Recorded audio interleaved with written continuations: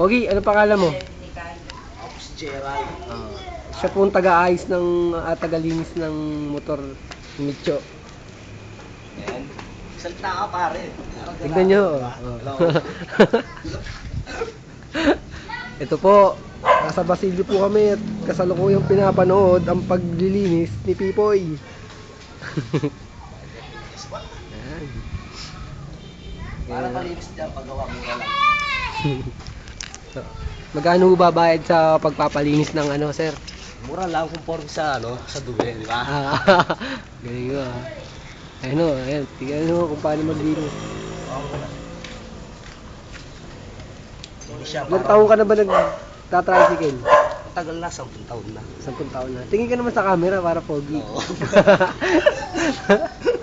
Ayun po yung may-ari ng camera. Pogi, tingin ka naman, uy. Yan. Hi. Ayun po ang may-ari ng nililinis ni Pipoy niya. Ba't siya madumi na yun?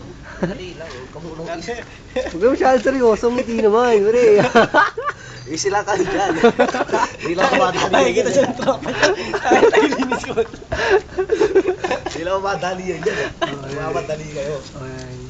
Hindi lang humadali ang paglilinis ng Ingatan yung kinakalikot niya. Minamasahin niya pa ha. Yan ho talaga yan. May hatol yan pare. Mamasahin. Tapos shampoohin niya pa mamaya yan.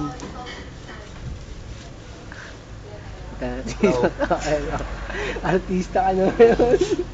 Artista lang pare. Tignan natin yung utong. Ayan. Ay, scandal sa Basilio. Scandal. Mukhang masaya ho siya sa kanyang ginagawa. Nakangiti siya eh. Tuwan-tuwa. Ayan.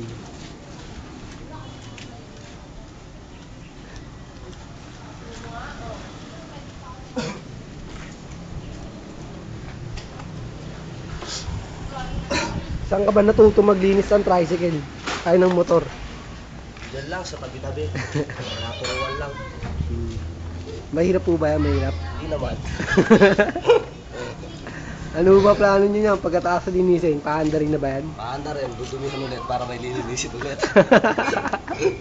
Ganun lang yun. Siya po si Boy Galikot. Lahat ng madudumi nililinis niya eh. Kaya lang piyak ko na siya.